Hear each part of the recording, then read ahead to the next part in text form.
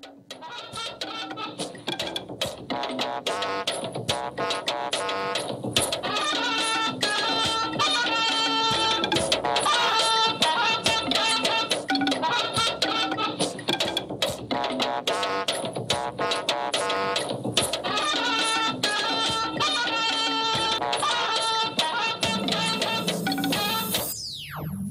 cannot afford to go back to the days of violence and mayhem. President Buhari demands explanation from PDP on how it expended the huge resources accrued to the country from oil sales between 1999 and 2014. With this arrangement, we are confident that all polling units will open at 8 in the morning nationwide. INEC Chairman, Acting Inspector General of Police and representatives of security agencies meet ahead of Saturday's governorship and Houses of Representatives elections. Traditional rulers enjoin Nigerians to conduct themselves peacefully while voting for the candidates of their choice on Saturday. Hello, good evening and welcome to Network News. I am Joseph Johnson in Abuja. Also reading with me tonight is Ingunu John Adams in our Lagos Network Center.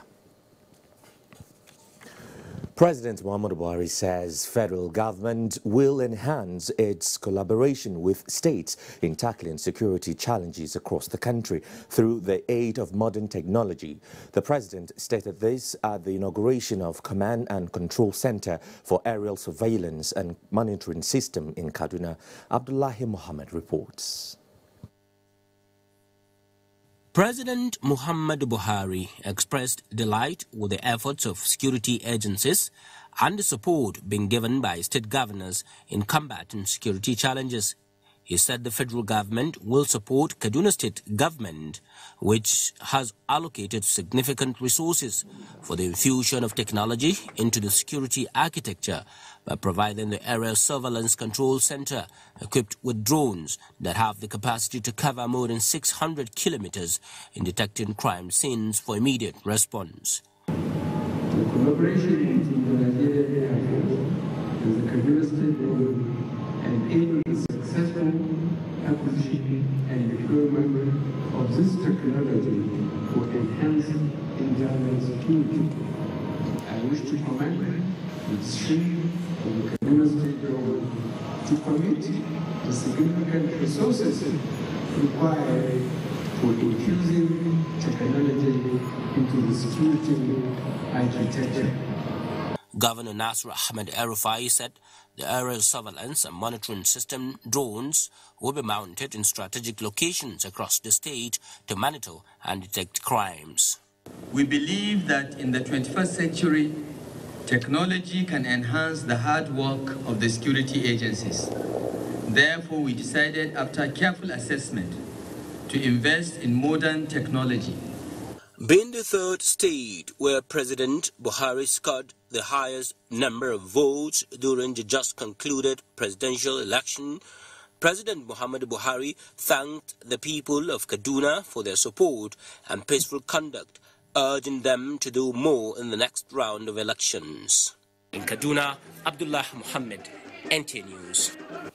Meanwhile, President Muhammadu Buhari said the People's Democratic Party still owes Nigerians explanations on how the humongous resources that accrued to the country from oil sales between 1999 and 2014 were expended. Receiving the leadership of the organized labor on a congratulatory visit, the president insists that Nigerians deserve an answer on what he called the irresponsible and terrible mismanagement of the country. State House correspondent Adam Sama reports on the resolve by the president to work more closely with the organized labor to push the change agenda. Really, there was terrible mismanagement of this country in the last 20 years. And we are just trying to make up. And we cannot succeed without your cooperation. Exchanging views with the leadership of the labor unions comprising, amongst others, the NLC, TUC, NUPENG, Pengasan, IPMAN, Nolge, and the National Union of Road Transport Workers, President Muhammadu Buhari sincerely thanked them for embarking on voter education for peaceful elections, as well as stepping in to support willing Nigerians travel with ease to exercise their civic rights. You intervened as patriots. It was not for political, religious, and tribal purposes. You simply did the right thing during a very difficult period for many of us. On behalf of all Nigerians who benefited from your kind support, I want to say thank you. As we prepare for this weekend, my prayer is we also conduct the state election in a non-violent manner. We cannot afford to go back to the days of violence and mayhem. The president also used the opportunity to once again thank Nigerians for giving him another 4-year mandate to continue pushing his administration's change agenda. We will remain focused on our core pillars of reform: security, economy, and fight against corruption. I want to assure you that we, as government, will partner with all of you to ensure the next 4 years will be peaceful, prosperous, and corruption-free.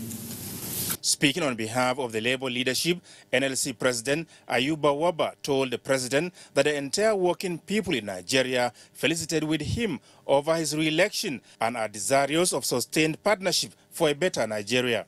I remember, Your Excellency, you publicly and openly asked state governors, how do you manage to sleep at night when the salaries of your workers in your states are not being paid? For us, that was one of the finest moments we have had with any president in this country.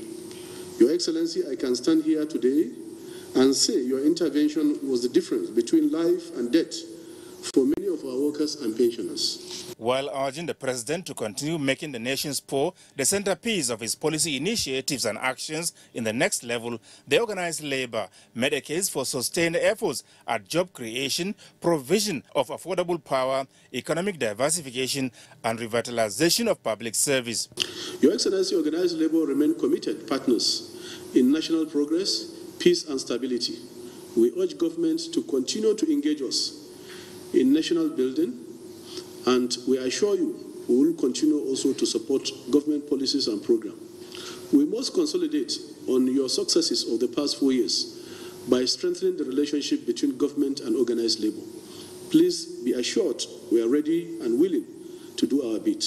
The labor unions promised to remain veritable partners in progress with the Buhari presidency, but hope that as soon as the bill on the new national minimum wage, now before the National Assembly, is passed, it will be assented to within the shortest time possible for implementation.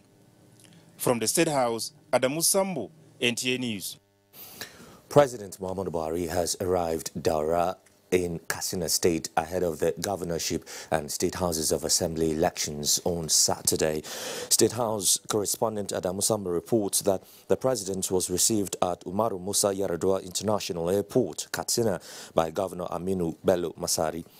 President Buhari, who is visiting the state for the first time since his re-election for a second term in office, was also accorded a befitting welcome by party stalwarts, the business community, and other well-wishers. A similar reception was also given to the president by his enthusiastic support on arrival at his country home of Daura. Leading the welcoming party was the paramount ruler of the ancient kingdom of Daura, Umar Faruk Umar. President Muhammadu Buhari, in the euphoria of his victory at the polls, is expected to join the voting populace on Saturday to exercise his franchise in the governorship and State Houses of Assembly elections. The Independent National Electoral Commission (INEC) and security chiefs have assured Nigerians of better outing on these Saturday's elections as they meet to review the February 23rd national elections. Mia Ogede reports on the outcome of the meeting. 29 governors, 991 members of the State Houses of Assembly, 6 area council chairmen, 66 councillors in the Federal Capital Territory, 7 senatorial and 24 federal constituency by-elections will form the content of choice for 72.7 million Nigerians come March 9th, 2019. So, those in charge of election administration and security chiefs are back to the drawing board to re-strategize for more impressive outing. The Commission has effectively tackled the challenge of logistics. Materials for the election have been delivered to all the states and the FCT. With this arrangement, we are confident that all polling units will open at 8 in the morning nationwide. That is the sunny side of the story.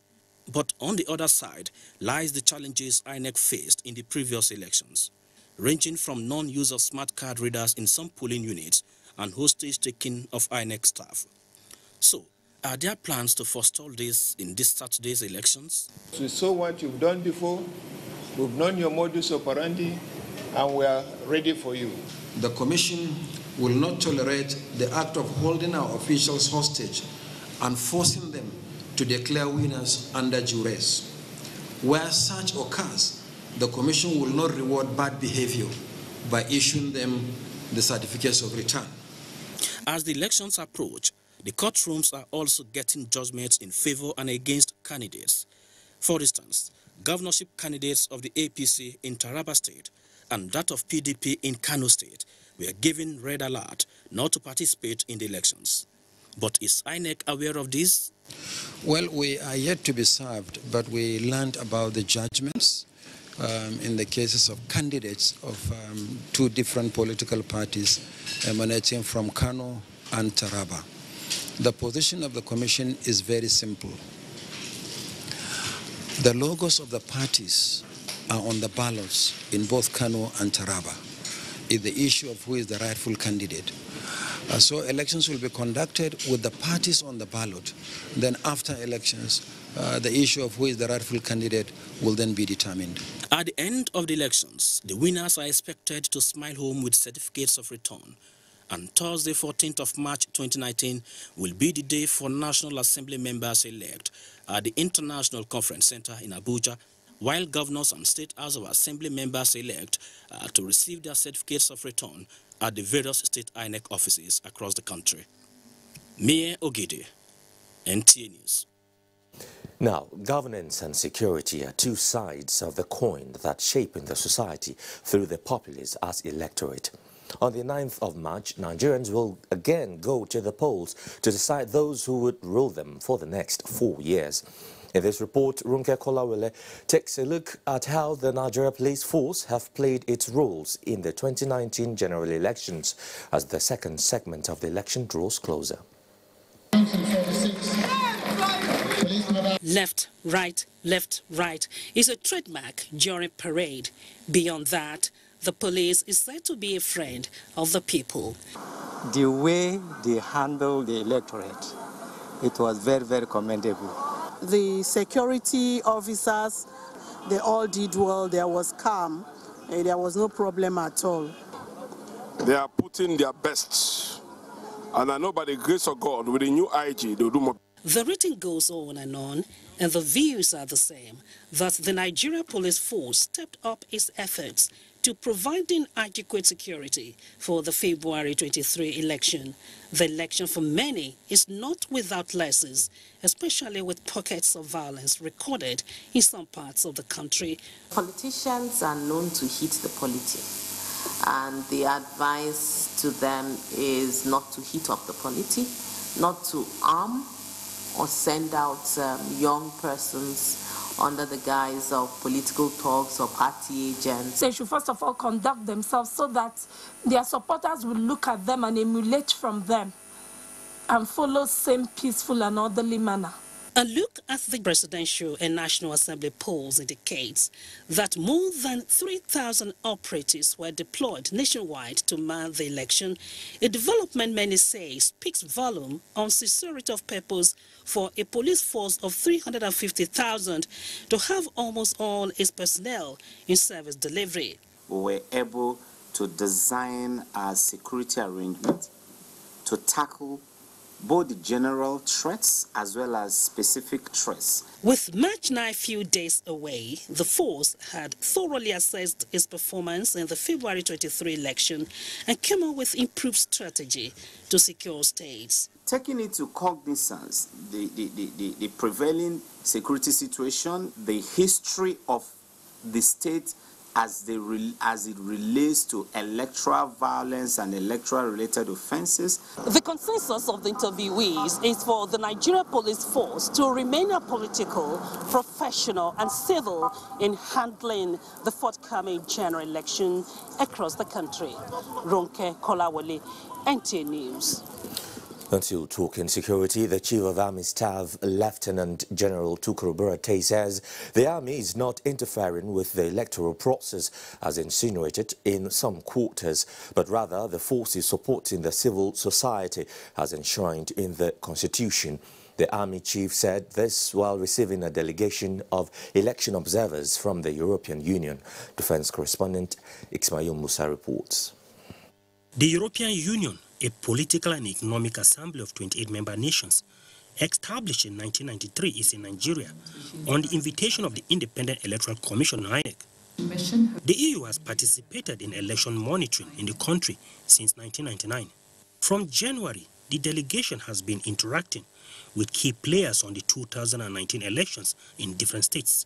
And it's very important for us to understand a little more of some of the security challenges that there are in such an extensive operation as an election in Nigeria, and the way that your services have approached this, some of the challenges that you've had.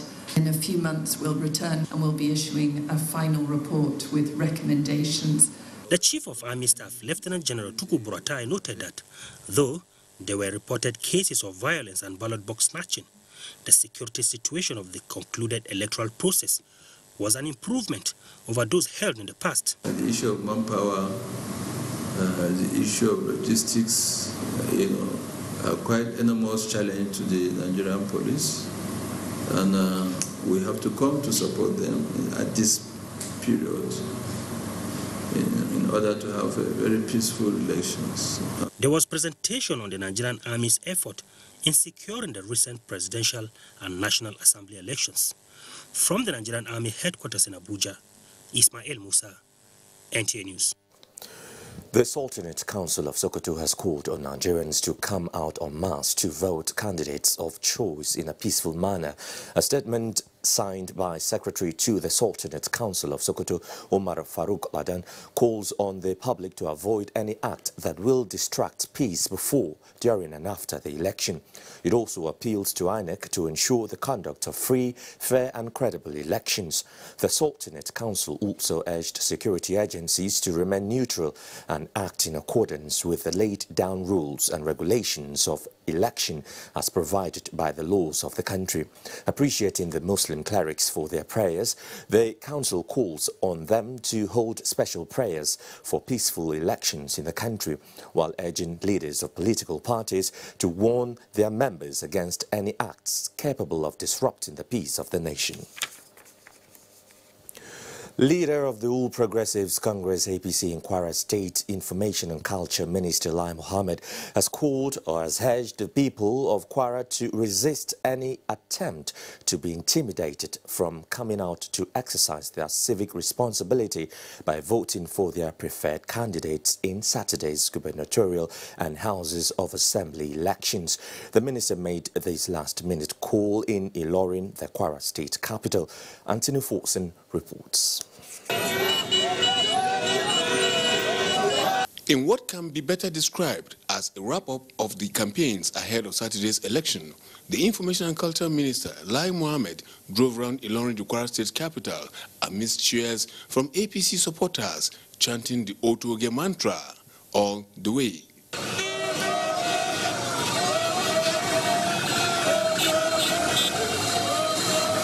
The minister then had a brief stopover where he addressed the supporters in Yoruba.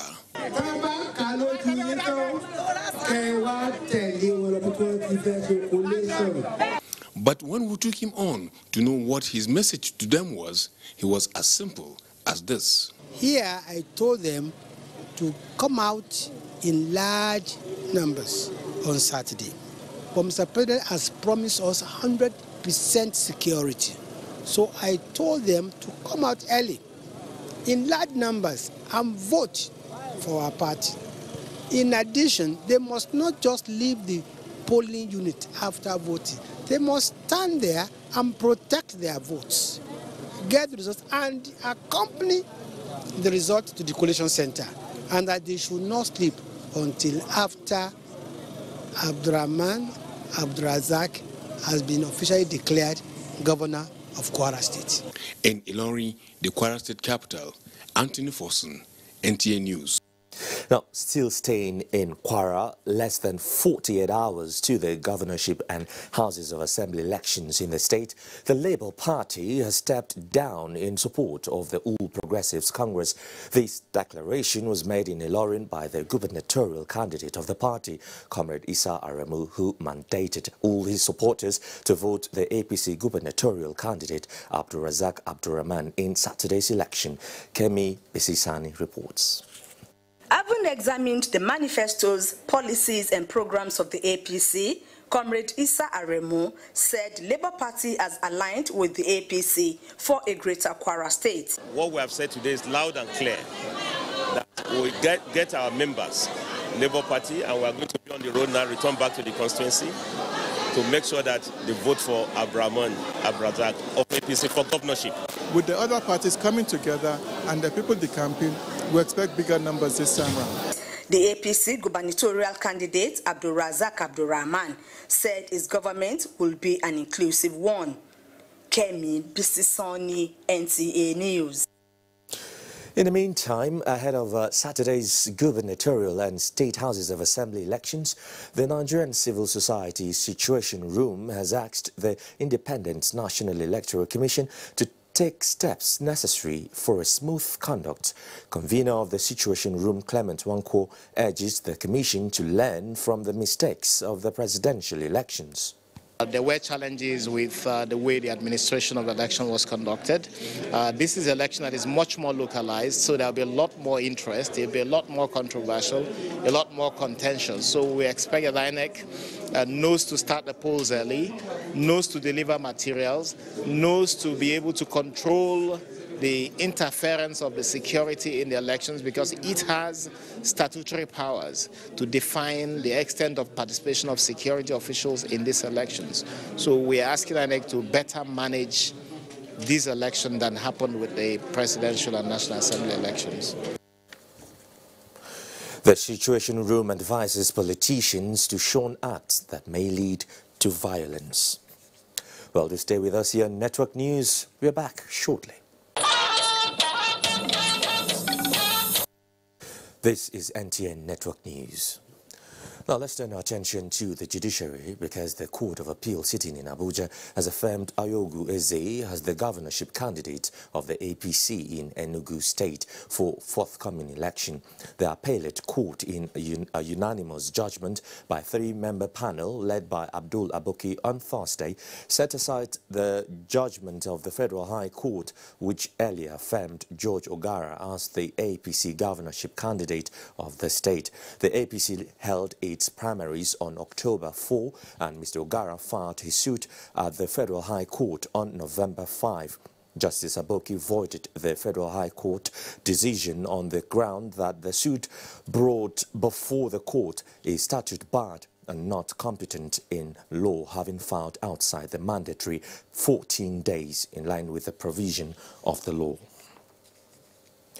Also, the Court of Appeal sitting in Jalingo has granted the application for the stay of execution and restraining order in the judgment by the Federal High Court that disqualified the Taraba State governorship candidate of the All Progressives Congress APC from contesting the Saturday's 9th election. The court also gave an interim order for both parties to maintain status quo and stay all action. Joseph Zana Gambo completes the report. Following the judgment delivered by the Federal High Court sitting in Jalingo on the 6th of March 2019, which disqualified the governorship candidate of the All Progressive Congress APC, Alhaji Sani Abubakar Dalladi, from contesting the governorship race, and also parading himself as the party's standard bearer, counsel to the appellant, Yakubu Mekaswa, filed an appeal before the Court of Appeal, seeking the court to set aside the judgment. In an ex parte application filed on the 7th of March 2019 before the court, in view of the expediency of the matter at hand, counsel to the appellant, Yakubu Mekaswa, prayed the court to grant a stay of execution and restraining order on the judgment delivered by the lower court. In an argument presented before the court, counsel noted that the applicant is a governorship candidate of a political party whose election is fixed for the 9th of March 2019 and prayed the court to protect the right of the applicant. Counsel also maintained that the applicant has demonstrated good faith by promptly applying for the compilation of the records and paid for same, and urged the court to grant a stay of execution on the earlier judgment delivered by the lower court. After listening to all briefs and submissions made by counsel to the appellant, the presiding judge, Justice Chidi Nwaoma-Uwa, in an alternative relief, ordered both parties to maintain status quo and stay all action in the interim. The presiding judge, who described the matter at hand as a special case, granted the application for the stay of execution and restraining order on the judgment delivered by the lower court. The case has been adjourned to the 9th of April 2019 for further hearing. In Jalingo, Joseph Zanagambo, NTA News. The federal government has directed the closure of all Nigeria land borders with effect from 12 noon on Friday, 8th March to 12 noon of Sunday, 10th March 2019. A statement signed by the Comptroller General, Nigeria Immigration Service, Mohammed Babandede, says the Minister of Interior, Lieutenant General Abdurrahman Dambazao, gave the directive in furtherance to the gubernatorial and state houses of assembly elections taking place on Saturday, 9th March 2019. The public is to take note and ensure compliance. The former chairman board of directors of one of the new generation banks, Tunde Ayeni, has been arraigned before Federal Capital Territory High Court in Apo. Tunde Ayeni, alongside Timothy Oguntayo, are standing trial of 4-count charge bordering on alleged criminal breach of trust running into over 4 billion naira. The Economic and Financial Crimes Commission, EFCC, which arraigned the defendants, is alleging the duo for conspiring at different times to fraudulently divert the depositors' funds domiciled in their bank. The defendants pleaded not guilty of the allegations. The presiding judge, Justice Valentine, granted them bail in the sum of 500 million naira and 2 shorties, each in like sum. We now join Lagos for more stories from that end with Ingenu John Adams. Ingenu, is over to you. Thank you, Joseph, and welcome to Lagos. Stakeholders from the corporate sector have organized a book reading session with about 300 pupils in Lagos as part of efforts to tackle the challenge of poor reading culture in the society. Nenrot Nina Musa reports that the exercise is one of the activities by Fidelity Bank PLC to mark the 2019 World Book Day. The 2019 World Book Day celebration, which has as its theme, Share a Story, seeks to reenact the original purpose of the day since inception in 1995, which is to bring children of all ages together to appreciate the art of reading. The 90-page book, titled Chudubem, the Child of Destiny, authored by 11-year-old Munachi Ubonu, was a story shared to pupils, teachers, and parents present at the reading session. Nowadays, kids are addicted to social media and stuff.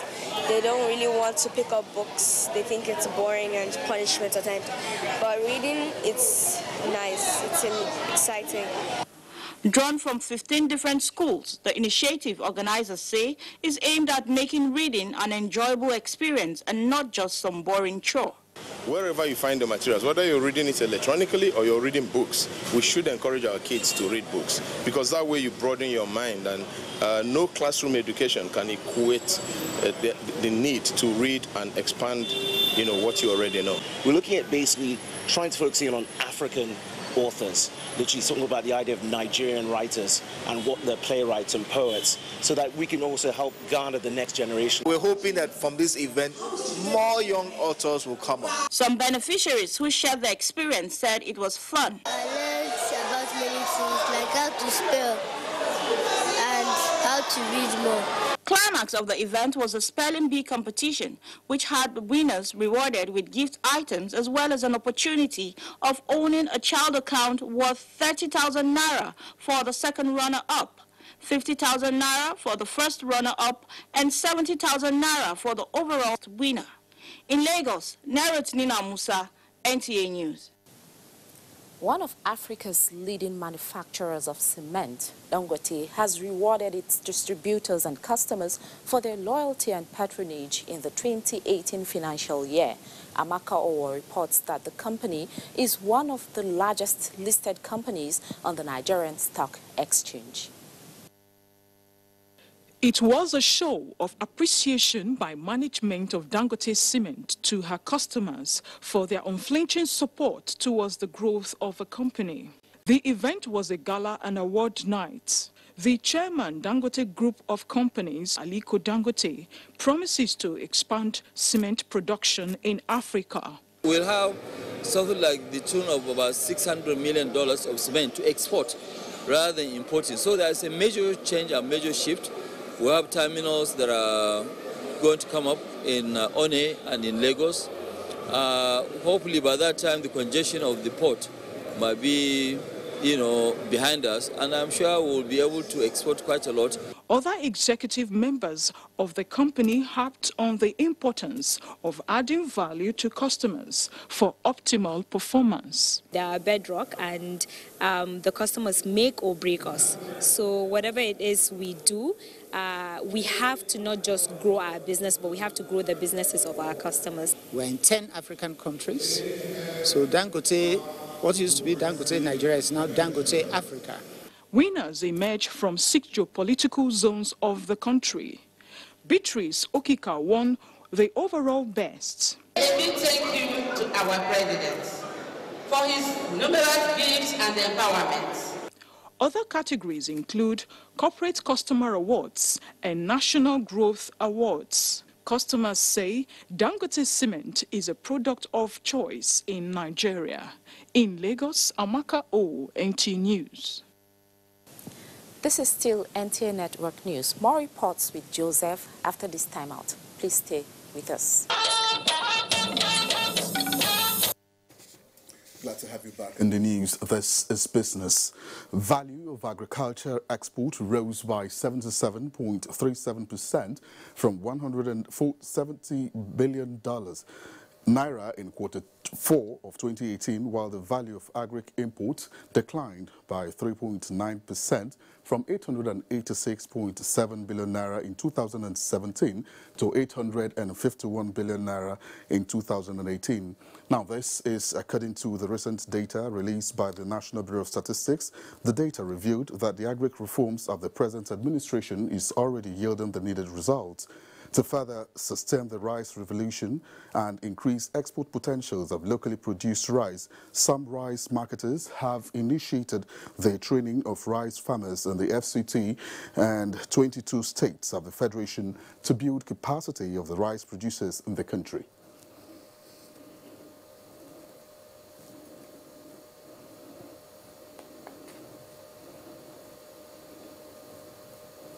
During a project in Nasarawa and Niger states from 2011 to 2016. So one of the technologies developed was this pulse bottom parboiling technology.